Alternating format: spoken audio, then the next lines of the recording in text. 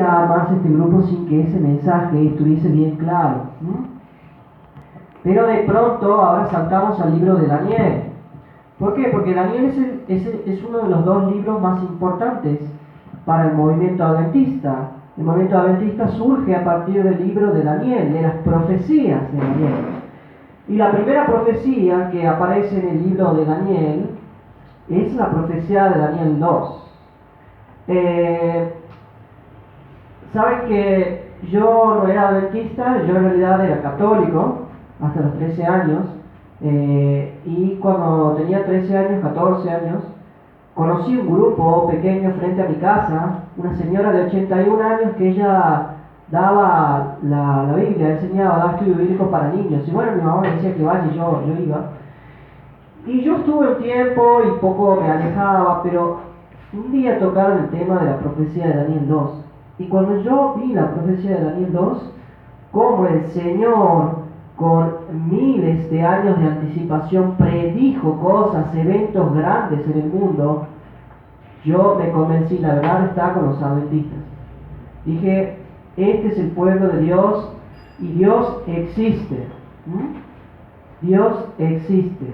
Esa era mi duda. Entonces, mi manera de agradecerle al Señor es mostrarle a aquellas personas que quizás no la conocen esta terrible y magnífica profecía. Una de las tantas grandiosas profecías del libro de Daniel. Bueno, ¿quién fue Daniel? Daniel fue un muchacho de Jerusalén, perdón, del pueblo judío, él era judío, alrededor del año 600 o 580 antes de Cristo. Dios estaba cansado de los pecados de Israel. Durante cientos y cientos de años les había mandado profetas para advertirles de que se arrepientan, de que se vuelvan a las sendas antiguas, a la adoración de Jehová. Los israelitas los mataban, los aserraban, los apedreaban. Entonces un día Dios se airó y dijo: voy a levantar a mi siervo Nabucodonosor, rey de Babilonia, a que vaya a destruir a mi pueblo, ¿no? Dicho y hecho, se cumplió la profecía de Jeremías. El rey Nabucodonosor de Babilonia rodeó, fue y sitió la ciudad de Jerusalén, se hizo un hueco en el muro y logró entrar, digamos, y la destruyó por completo. Masacró a miles de personas, miles de judíos perecieron, pero hubo un grupo que sobrevivió y fue llevado cautivo a Babilonia, al país de este rey Nabucodonosor. Entonces imagínense ustedes, si son parte de esa pequeña compañía que va al exilio, lo triste que se sentían, ¿no? Se sentirían, al fin y al cabo, nosotros que éramos el pueblo de Dios, y Dios tuvo que levantar a un pagano para venir a destruirnos por nuestros pecados. Entonces ellos marcharon allá a Babilonia y casi desesperanzados, Dios no los abandonó. Dios les prometió que solamente 70 años iban a estar ahí. Y bueno, Dios les levantó profetas también ahí dentro de Babilonia. Y uno de esos profetas fue Daniel. Hay un hecho que ocurre en el Daniel capítulo 1, ustedes pueden leerlo, donde aparece Daniel en la escena y Daniel se porta con fidelidad a Dios cuando hay una tentación con respecto a los alimentos. Resulta que había comida en la mesa del rey. Y como Daniel fue llevado a Babilonia, pero en Babilonia él ascendió rápidamente, lo colocaron en uno de los puestos más elevados del reino como consejero y sabio del rey. Y esa es la responsabilidad de él, era dar consejo al rey, pero también se le daba de comer la comida del rey. Había cosas que los judíos no podían comer: cerdo, vino, animales sacrificados a los ídolos. Y Daniel se porta con fidelidad y Dios los bendice a Daniel. En Daniel capítulo 2 es donde aparece nuestra profecía. En el segundo año, versículo 1, del reinado de Nabucodonosor, tuvo Nabucodonosor sueños, y se perturbó su espíritu y se le fue el sueño. Hizo llamar al rey de los magos, a magos, astrólogos, encantadores y caldeos, para que le explicaran sus sueños. Vinieron pues y se presentaron delante del rey, ¿no? ¿Qué había pasado con Nabucodonosor? Nabucodonosor era el líder máximo del mundo antiguo en ese momento, y él tuvo sueños, pero un sueño terrible que lo perturbó. Versículo 3, el rey les dijo: he tenido un sueño y mi espíritu se ha turbado por saber el sueño. Entonces hablaron los caldeos al rey en lengua aramea. Los caldeos, ¿saben quién eran los caldeos, verdad? Caldeo era el pueblo que habitaba en esa región de Babilonia. De hecho, el padre de Nabucodonosor, que era Nabopolassar, era caldeo. Entonces, ellos le dicen: rey, para siempre vive, di el sueño a tus siervos y te mostraremos la interpretación. Mira de pícaros que eran ellos. Era muy fácil adivinar así un sueño, ¿verdad? O interpretar un sueño, fácil. Ustedes me cuentan a mí el sueño y yo les doy la interpretación, lo que hace la mayoría de la gente hoy. Y yo les puedo inventar cualquier cosa. Entonces el rey no se dejó entrampar. Respondió el rey y dijo a los caldeos: el asunto lo olvidé. Si no me mostráis el sueño y su interpretación, seréis hechos pedazos, y vuestras casas serán convertidas en muladares. Y si me mostráis el sueño y su interpretación, recibiréis de mí dones y favores y gran honra. Decidme pues el sueño y su interpretación. Respondieron por segunda vez y dijeron: diga el rey el sueño a sus siervos y le mostraremos la interpretación. El rey respondió y dijo: yo conozco ciertamente que vosotros ponéis dilaciones, porque veis que el asunto se me ha ido. Si no me mostráis el sueño, una sola sentencia hay para vosotros. Ciertamente preparáis respuesta mentirosa y perversa para decir delante de mí. Entre tanto que pasa el tiempo, decidme pues el sueño, para que yo sepa que me podéis dar su interpretación.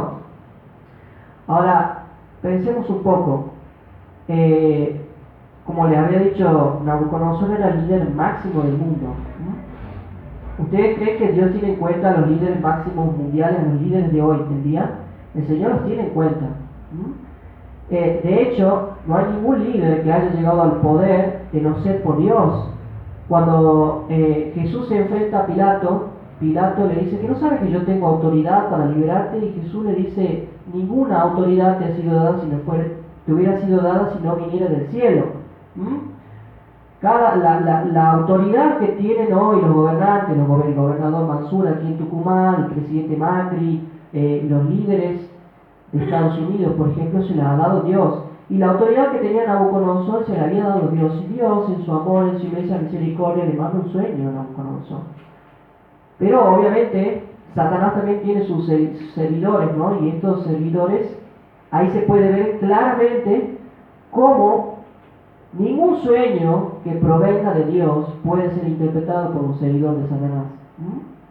Son cosas que solamente las sabe Dios. Y ahí se acaba el poder de Satanás. Ahí donde Satanás dice: no, acá no puedo llegar. Los caldeos respondieron delante del rey, versículo 10. Le dijeron: no hay hombre sobre la tierra que pueda declarar el asunto al rey. ¿Será que no hay hombre?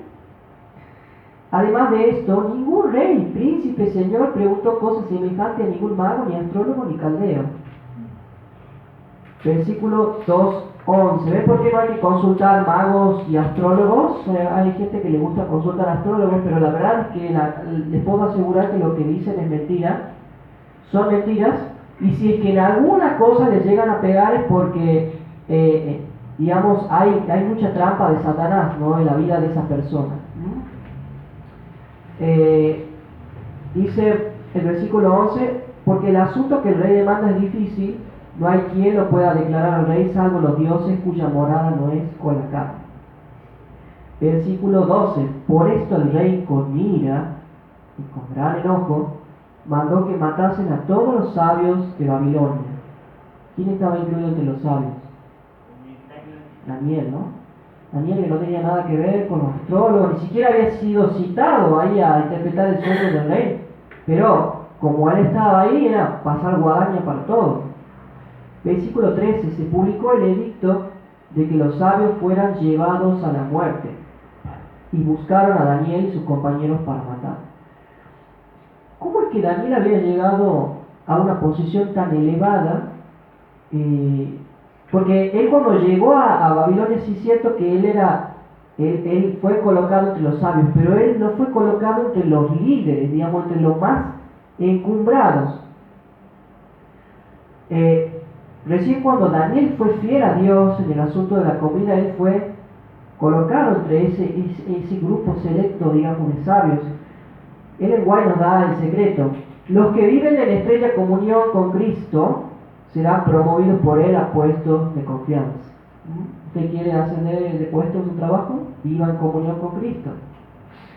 Versículo 14. Entonces Daniel habló sabia y prudentemente a Arioc, capitán de la guardia del rey, que había salido para matar a los sabios de Babilonia. Claro, imagínense ustedes, les llega el guardia y les dice: mira, te tengo que matar, y vos no sabes ni por qué, ni qué ha pasado, ni nada. Entonces, mire, dice que aquí se empieza a describir cómo era Daniel, ¿no? Dice que habló sabia y prudentemente con Arioc. O sea, vean que él ya empezó a demarcarse de los demás. En el versículo 15, habló y dijo a Arioc, capitán del rey: ¿cuál es la causa de que este edicto se publique de parte del rey tan apresuradamente? Entonces Arioc quiso saber a Daniel lo que sabía. Y Daniel entró y pidió al rey que le diese tiempo y que él le mostraría la interpretación al rey. Miren ustedes, a mí lo primero que me extraña es que el rey le haya concedido tiempo a Daniel y no a los otros. O sea, miren, él era astuto y era inteligente, pero esa sabiduría que él tenía provenía de Dios. Cuando uno vive en comunión con Cristo, la mente de esa persona cambia, sus modales cambian, su forma de conversar con las personas cambian. Y Daniel, mire la fe de Daniel. Dice que él le iba a mostrar la interpretación al rey. Estoy admirado de la fe de él, que ni siquiera había recibido. Daniel no hablaba con Dios verbalmente, así como hablaba Moisés. Daniel se comunicaba con la oración. Y eso es lo que fue a hacer. Luego fue Daniel a su casa e hizo saber lo que había pasado a Ananías, Misael y Azarías, sus compañeros. También eran judíos ellos, para que pidiesen misericordia del Dios del cielo sobre este misterio, a fin de que Daniel y sus compañeros no pereciesen con los otros sabios de Babilonia. Entonces el secreto fue revelado a Daniel en visión de noche, por lo cual bendijo Daniel al Dios del cielo. Ahora, todavía sigo admirado de la fe de Daniel, que él, mire, no era que es un profeta todavía, ahí es donde, como él se convirtió, ahí donde él tuvo su primera visión, ¿no? Pero miren que él tuvo para que le suceda eso, él tuvo que ejercer fe primero. Pero ¿de dónde radicaba sa fe que Daniel tenía? Los que obedecen a Dios, los que obedecen las órdenes de Dios, pueden hablarle con libertad. Eso es lo que pasa cuando una persona no es acusada por su conciencia constantemente de que está viviendo una vida malsana, viviendo una vida, sino que sabe que está haciendo la voluntad de Dios por la gracia de Dios. Entonces Dios es su amigo y puede comunicarse con él, ¿no? Si se hubiese escrito toda la historia de Daniel, abriría ante vosotros capítulos que os mostrarían las tentaciones a las que él tuvo que hacer frente. Tentaciones de ridículo, envidia y odio, pero él aprendió a dominar las dificultades. Imagínense ustedes, yo soy adventista del séptimo día, como lo era Daniel. Él era judío, él descansaba el sábado, él creía en un Dios, en un solo Dios, y está rodeado de miles de personas que piensan diferente a él. Imagínense la tentación al ridículo que debe haber enfrentado él, cuando que se le burlaban: ¿cómo tu Dios qué imagen tiene para que lo adoremos? Imagínense, en esa época era algo para él, me imagino que se habrá sentido así tentado a eso. No obstante, él también, la envidia y el odio, ¿Por qué podría haber envidiado a Daniel? Uno se pregunta. Imagínense, yo tengo, digamos, las profecías, yo soy el pueblo de Dios, ¿verdad? Formo parte del pueblo de Dios. Mi pueblo ha sido destruido por un pueblo pagano que no conoce a Dios. Y voy y entro y resulta que este pueblo está muy bendecido, porque tiene lujos, tiene pompa, tiene gloria, no tiene nada de qué fijarse, tiene riquezas, y mi pueblo está destruido. No podía haber manifestado envidia, Daniel, recelo, odio hacia aquellos que habían matado a sus padres, a su madre, a sus primos allá. Y no obstante, Daniel no se dejó dominar por eso. Pero aquí radicaba el poder de Daniel. No confió en su propia fuerza. Puso delante de su Padre Celestial toda su alma y todas sus dificultades. Y creyó que Dios le oía. Ahí estaba el poder, ¿no? En Daniel se ve la justificación por la fe en práctica. Se ve cómo la fe salva mucho antes del Nuevo Testamento, ¿no? Se ve la fe. El justo por la fe vivirá, dice Habacuc, un libro del Antiguo Testamento. Y Daniel vivía por la fe. Él sabía que Dios no había abandonado a su pueblo. Y fue consolado y bendecido. Ahí estaba la relación que Dios tenía con Dios, que Daniel tenía con Dios. Versículo 20. Daniel habló y dijo: sea bendito el nombre de Dios de siglos en siglos, porque suyos son el poder y la sabiduría. Él muda los tiempos y las edades, quita reyes y pone reyes, da sabiduría a los sabios y la ciencia a los entendidos.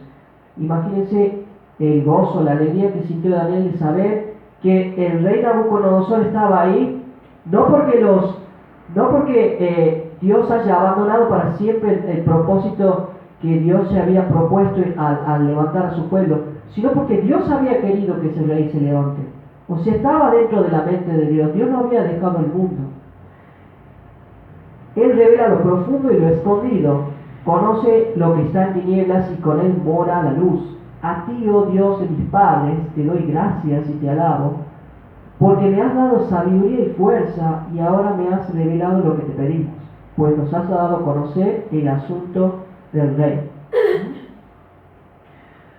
Después de esto fue Daniel a Arioc, al cual el rey había puesto para matar a los sabios de Babilonia, y le dijo: no mates a los sabios de Babilonia. Vean, él podría haber dicho: bueno, mira, nosotros hemos descubierto aquí cómo es la interpretación, matando a todos los otros, pero a nosotros que somos judíos, salvanos. Vean cómo se manifiesta el amor de Dios en él, cómo se manifiesta el carácter de Cristo obrando en su corazón. Cristo habitaba en su corazón. Por eso él dice: no mates a mis enemigos. Jesús dijo: amad a vuestros enemigos. Oíste que fue dicho a los antiguos, dice Jesús, oíste que fue dicho a los antiguos: amarás a tu prójimo y aborrecerás a tu enemigo. Mas yo digo: amad a vuestros enemigos. Y eso se veía en Daniel ya. Llévame a la presencia del rey y yo le mostraré la interpretación. Entonces Arioc llegó prontamente a Daniel ante el rey y le dijo así: he hallado un varón de los deportados de Judá, el cual dará al rey la interpretación.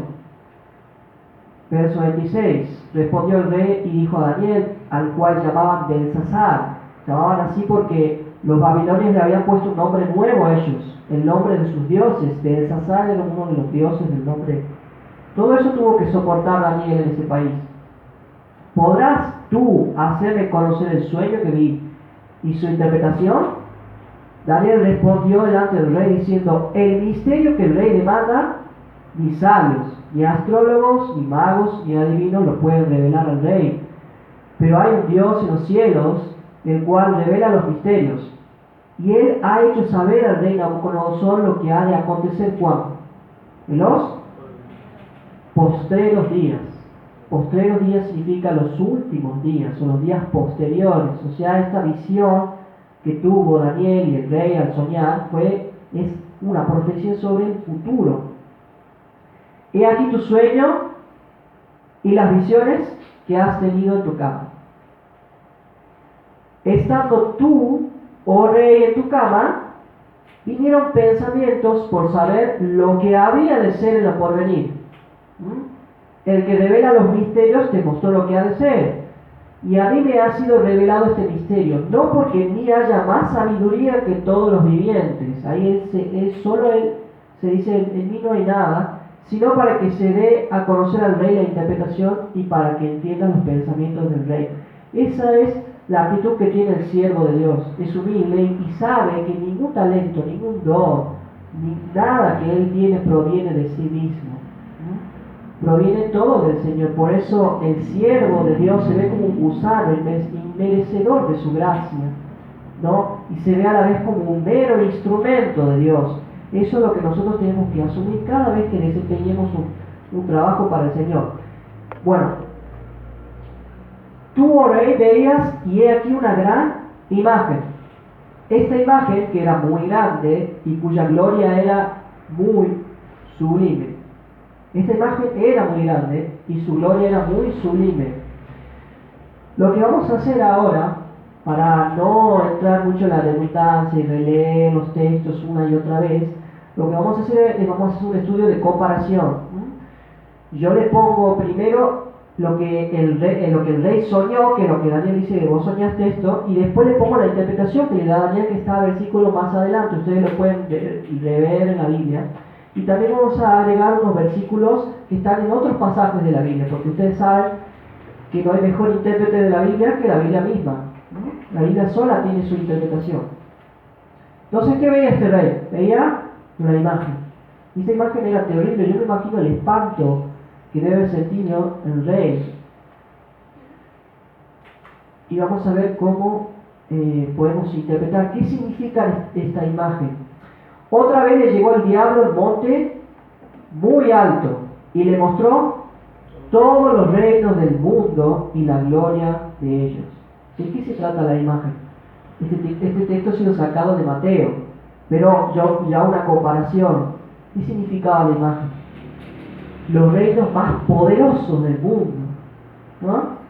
Eso significaba la imagen. Y la gloria de esos reinos. Pero Nabucodonosor, ¿en qué le afectaba eso a él? Porque él era el rey del reino más poderoso y más glorioso del mundo. No, es que no eran de su tiempo. Miren, estando tú, oh rey, en tu cama, vinieron pensamientos por saber lo que había de ser en lo porvenir. Y el que revela los misterios te mostró lo que ha de ser. Es decir, se trata de los grandes reinos del mundo que iban a venir después. ¿Se entiende? O sea, del futuro. Y aquí Daniel empieza a describir cómo era. La cabeza de esta imagen era de oro fino. ¿Qué significa? ¿Cuál es la interpretación que Daniel le da a esta parte de la imagen? Tú eres aquella cabeza de oro, le dice Daniel en el versículo 38. ¿A quién está hablando? Nabucodonosor, que era rey de qué? Habíamos dicho, Babilonia, ¿no? El imperio babilónico. La Biblia describe en Jeremías, copa de oro fue Babilonia en la mano de Jehová. No hay duda de que esta cabeza significa el reino de aquel tiempo. Babilonia fue un reino que en realidad fue un imperio porque empezó a conquistar y a anexarse a varios pueblos de alrededor, que está en lo que hoy es Irak, y estaba surcada por los dos ríos de la Mesopotamia, el Tigris y el Éufrates, y fue la región literalmente más rica del mundo, y fue la más rica en todo sentido. Y el periodo, digamos, en donde existió este imperio fue desde 606 al 538 a.C. Menos de 100 años duró la gloria de Babilonia. Bien, su pecho y sus brazos eran de plata. Esa es la parte que le sigue a la imagen. Vean cómo, si ustedes ven la imagen, la plata, que es más valiosa que el oro o menos valiosa. Menos valiosa, ¿verdad? Después de ti se levantará otro reino inferior al tuyo. Entonces vemos cómo el valor de los metales va disminuyendo y el reino que se levanta iba a ser inferior. Pero aquí Daniel le dice que después de él, es decir, después del reino de él, ¿se entiende? Y eso está descrito en Daniel capítulo 5, cuando el nieto de Nabucodonosor, que se llamaba Belsasar, comete un pecado grave ante Dios, manda a traer todos los utensilios del templo y hace orgías y come y banquete, todo. Entonces Dios le manda una mano que escribe en la pared ciertas cosas y Daniel le da una interpretación de eso. Tu reino ha sido roto y dado a los medos y a los persas. La misma noche fue muerto Belsasar, rey de los caldeos, y Darío de Media tomó el reino. Ahí está el cumplimiento. Daniel vivió para ver el cumplimiento de la primera parte de la profecía. El reino que se levantó después, que fue el que conquistó a Babilonia y la absorbió, era el imperio Medo-Persia. Medo-Persa, perdón. Este imperio había surgido por los medos que estaban al oeste, si ustedes habían visto en el mapa anterior, al este de lo que es Babilonia, pero era un reino así pobre, un reino, como les puedo decir, muy de bajo nivel, es decir, no había alcanzado su gloria, y ellos tenían anexar una provincia que se llamaba Persia, que quedaba en el norte de Irán, pero era una provincia que no tenía significado prácticamente, más pobre que la de... Pero los persas se sublevaron y los conquistaron a los medos, pero les perdonaron la vida a los reyes y los dejaron gobernar. Había un gobierno conjunto, por eso se le llama a este imperio el imperio medo-persa. Había como un acuerdo ahí. Y entonces los medos conquistan a Babilonia, pero lo hacen bajo la supervisión de Ciro. Darío conquista Babilonia, pero lo hace bajo la supervisión de Ciro, que era el emperador de todo el imperio. Entonces absorbe Babilonia y después se extiende incluso hasta todo lo que es Turquía y Egipto, y llegó a ser el imperio más grande, o sea, el más extenso que hubo. Fue mucho más extenso que Babilonia.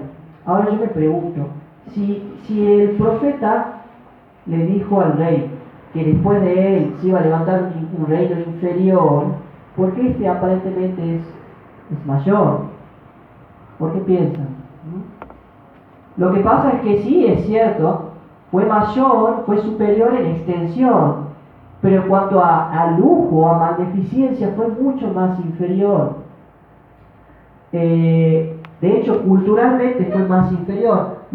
Cuando los medos conquistaron a Babilonia, la cultura era tan pésima, tan poco desarrollada, que tuvieron que adoptar toda la cultura de Babilonia, los dioses que tenían todo, terminaron al cabo adoptando la cultura de ellos. Ellen White nos da una descripción.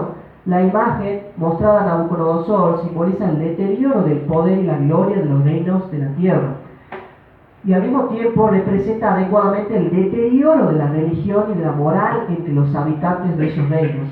Babilonia desapareció porque su prosperidad se olvidó de Dios y atribuyó la gloria de su prosperidad a las hazañas humanas.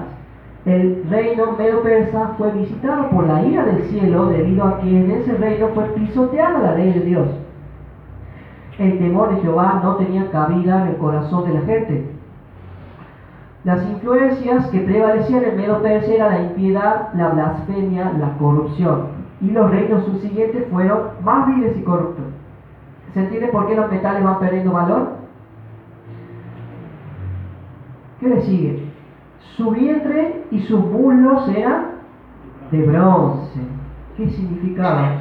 El versículo 39, Daniel le dice al rey: luego un tercer reino de bronce, el cual dominará sobre toda la tierra, dice. Toda la tierra. O sea, iba a ser más extenso que el segundo.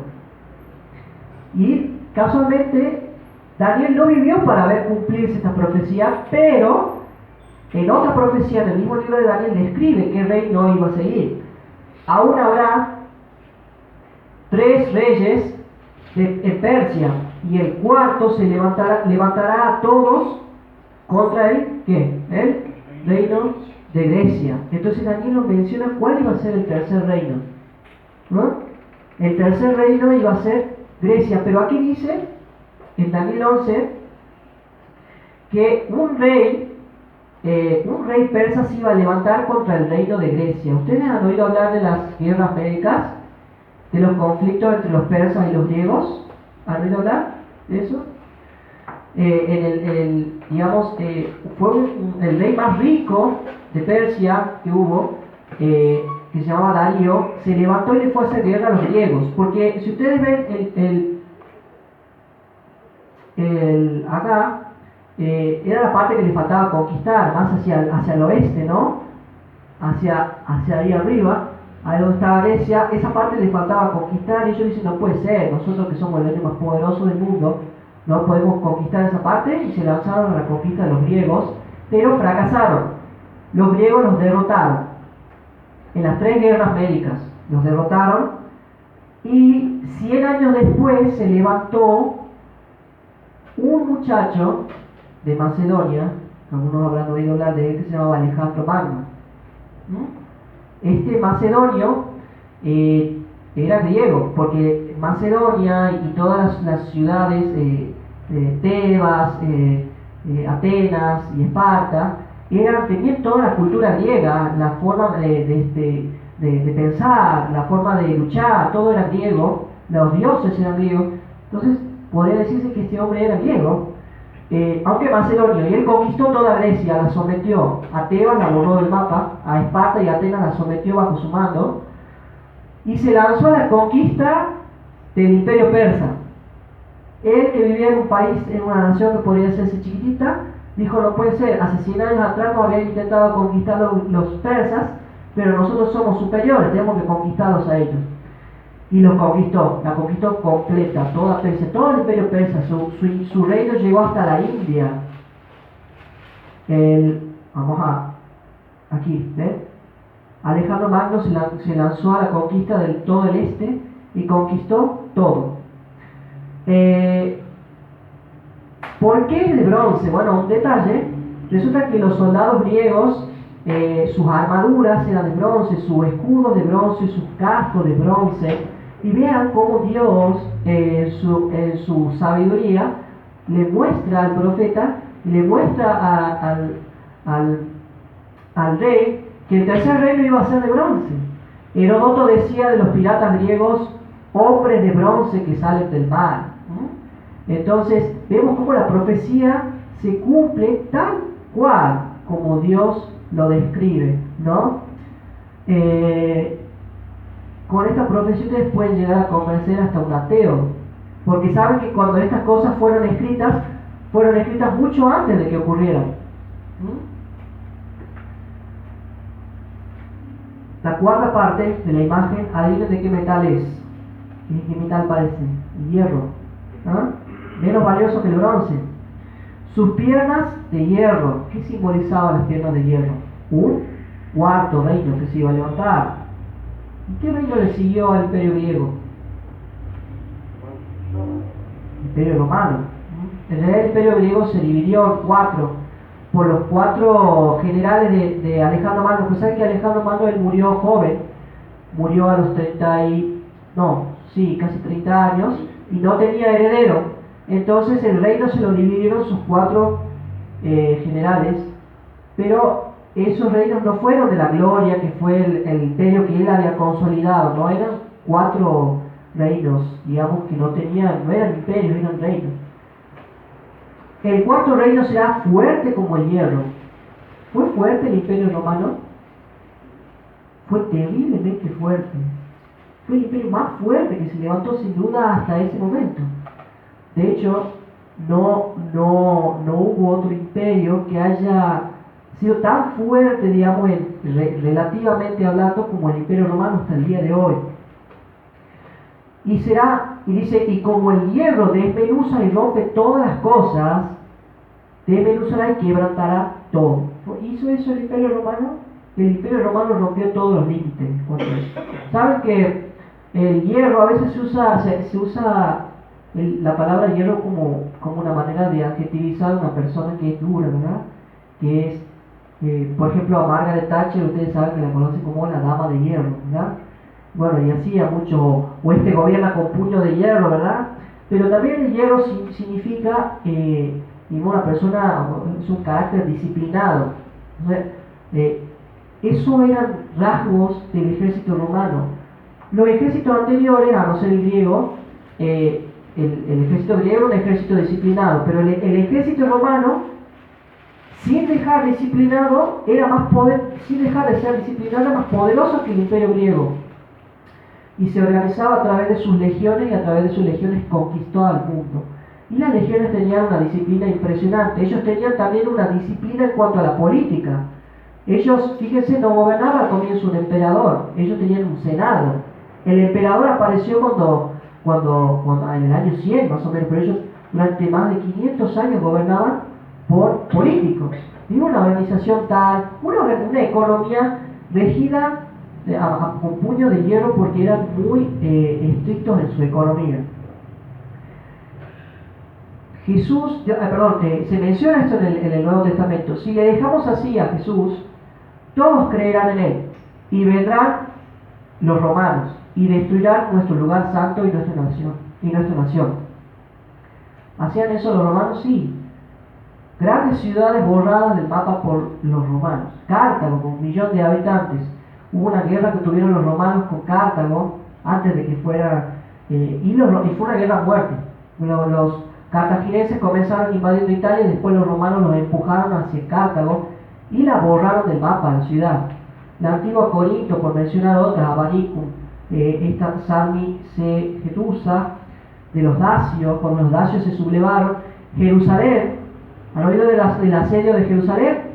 Los romanos rodearon Jerusalén, los judíos no se quisieron rendir, y los romanos hicieron un hueco en el muro, entraron y la masacraron completamente. Más de 1.100.000 judíos perecieron dentro. Eso cuenta Josefo, que fue Seleucia de Tigris. Después ellos continuaron hacia el este, hacia Irak, una ciudad que no se quiso rendir, la reducieron a las cenizas, 600.000 habitantes. Entonces, ellos quebrantaban todo, y se caracterizaban por una eficacia para sofocar las rebeliones.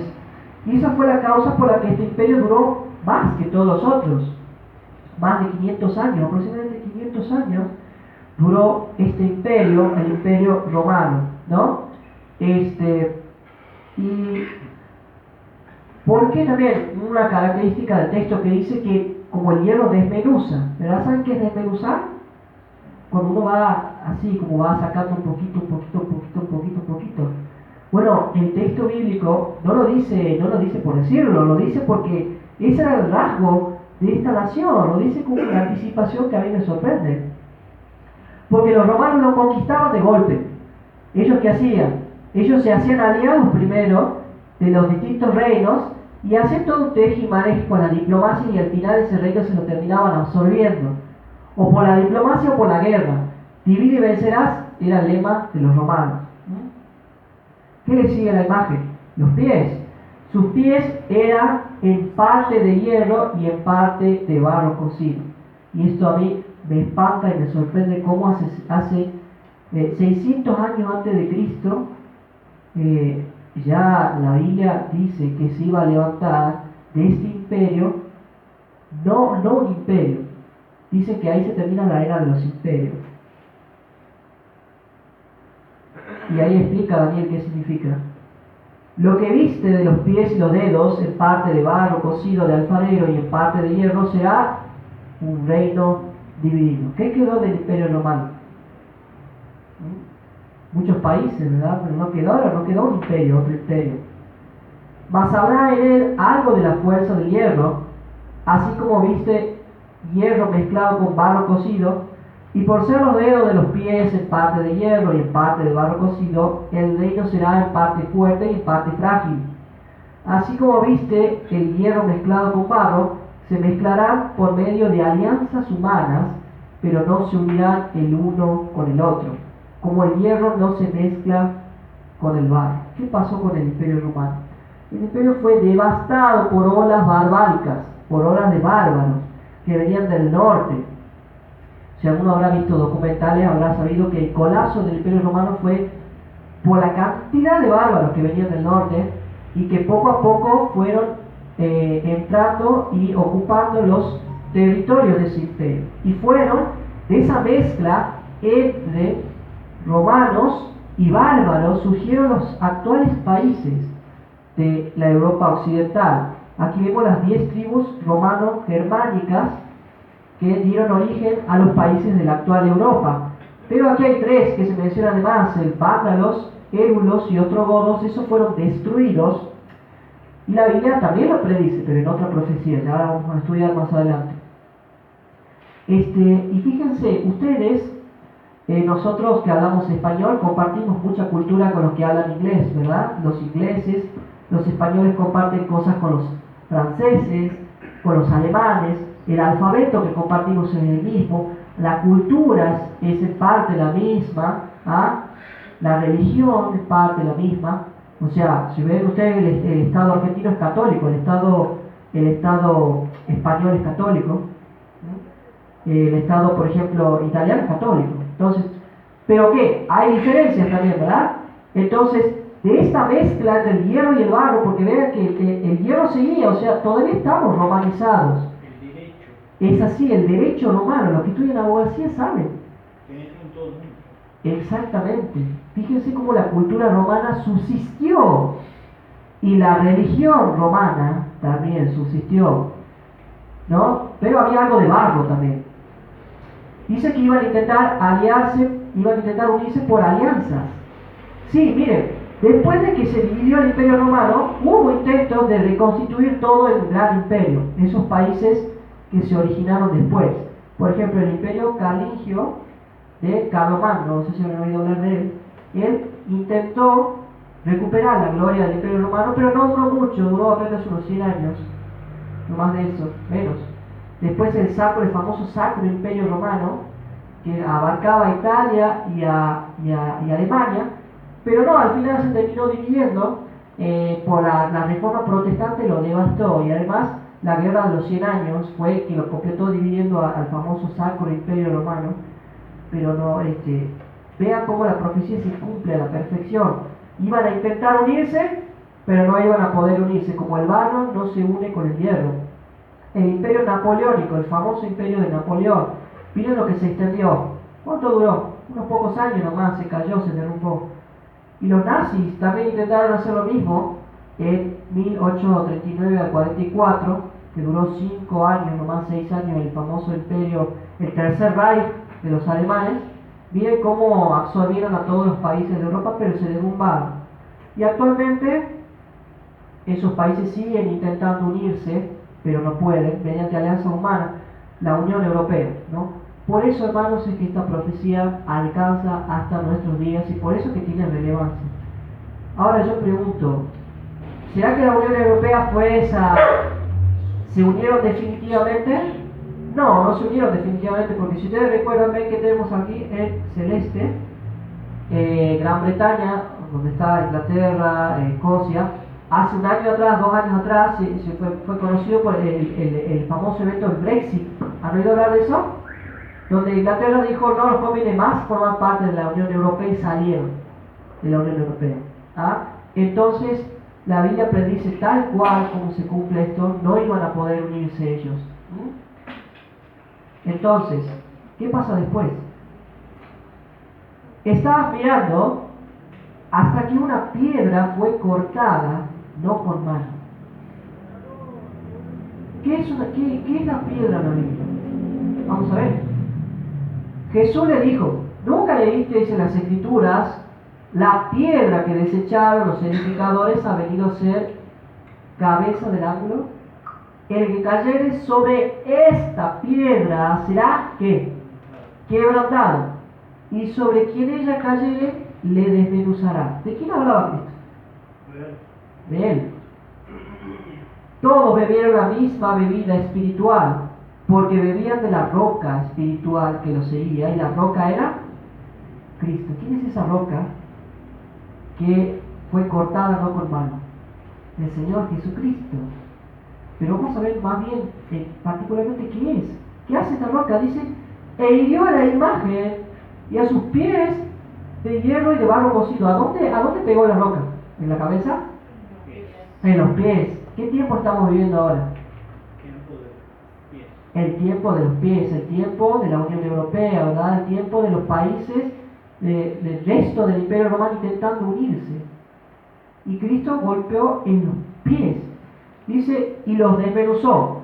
Y fueron desmenuzados también el hierro, el barro cocido, el bronce, la plata, el oro. Fueron como el tamo en las eras del verano, y se los llevó el viento sin que de ellos quedara rastro alguno. Mas la piedra que hirió a la imagen fue hecha un gran monte que llenó toda la tierra. Y Daniel le da la interpretación. En los días de estos reyes, ¿cuál reyes? Los de los pies, ¿verdad? Los de los dedos. El Dios del cielo levantará un reino que no será jamás destruido, ni será el reino dejado a otro pueblo. Amén, hermanos. En nuestro tiempo Dios va a levantar dentro de poco su reino. Desmenuzará y consumirá a todos estos reinos, pero Él permanecerá para siempre. De la manera que viste que del monte fue cortada una piedra no con mano, la cual desmenuzó el hierro, el bronce, el barro, la plata y el oro. Hermanos,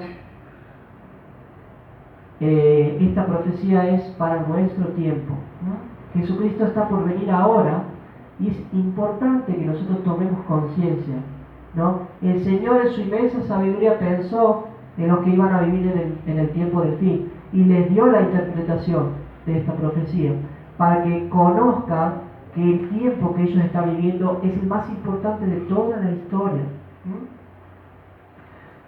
¿Cómo termina la historia? Entonces el rey Nabucodonosor se postró sobre su rostro y se humilló ante Daniel y mandó que le ofreciesen presentes e incienso. El rey habló a Daniel y dijo: ciertamente el Dios vuestro es Dios de dioses. Nabucodonosor se convirtió, ¿sabían? Dioses y Señor de los reyes y el que revela los misterios, pues pudiste revelar este misterio. Entonces el rey engrandeció a Daniel, le dio muchos honores y grandes dones, y le hizo gobernador de toda la provincia de Babilonia, jefe supremo de todos los sabios de Babilonia. Hermanos, yo con esto cierro. ¿Saben? Había un hombre que se llamaba Franz Hassel, que era un adventista del séptimo día, y él vivió en la Alemania del tiempo de Hitler, y él fue llamado a ir al ejército. Y él le dijo a su general que él iba a guardar el sábado y él tenía la mentalidad de que él no tenía que matar, porque era un mandamiento que dice no matarás. Y él cuenta en un libro que es hermoso, ese libro si ustedes pueden conseguirlo, se llama Mil caerán, se basa en el versículo: mil caerán a tu izquierda, mil caerán a tu derecha, pero a ti no te llegará. Y eso fue lo que le pasó a él en toda la guerra. Él fue a las peores batallas y él sobrevivió. Fue uno de los 6 que volvió a Alemania, de los 6 de todo su pelotón de 1600 hombres. Y él cuenta que cuando él estaba llegando a la zona de Rusia, en el máximo apogeo del imperio del Reich de Hitler, porque tenía casi toda Europa bajo sus pies, él le dice al general de su compañía, le dice: ¿sabe qué? Guarde combustible para regresar, le dice, porque esta guerra no la vamos a ganar. Y el general le dice: ¿qué? Le dice: ¿pero cómo así? Porque el general tenía que tomar una decisión: seguir adelante, cruzaba hasta todo el Cáucaso, toda esta zona de Irán, hasta ahí estaban llegando, y le dice: ¿cómo es que no vamos a ganar? Bueno, puede ser. Entonces este muchacho, Franz, le saca la Biblia y le empieza a explicar la profecía de Daniel 2. Y saben que lo convence, y el general guarda combustible para la vuelta, y fue el único pelotón que volvió, digamos, porque de ese grupo, de esa compañía, porque por la profecía de Daniel. Vean cómo Dios ama a su pueblo, y Dios le ha dado a su pueblo un mensaje tan hermoso y tan maravilloso. El pueblo adventista es un pueblo que se ha levantado gracias a las profecías que están en Daniel. Y en nosotros tiene que levantarse Cristo hoy, gracias a las profecías de Daniel. Hoy tenemos que tomar la decisión de seguirnos por Cristo. Hoy tenemos que tomar la decisión de buscarlo a Él para que nuestro carácter sea transformado. De hacer planes de ir al campo, hermano, de construir nuestra arca, como decía el pastor Restrepo, ¿no? Y qué mejor que empezar a tomar esa decisión hoy mismo, ¿no? Bueno, hermanos, espero que hayan aprendido mucho, espero que hayan sido bendecidos, ¿no? Yo he sido muy bendecido por esto, y bueno, mi deseo es que ustedes tomen una decisión por el Señor. Amén.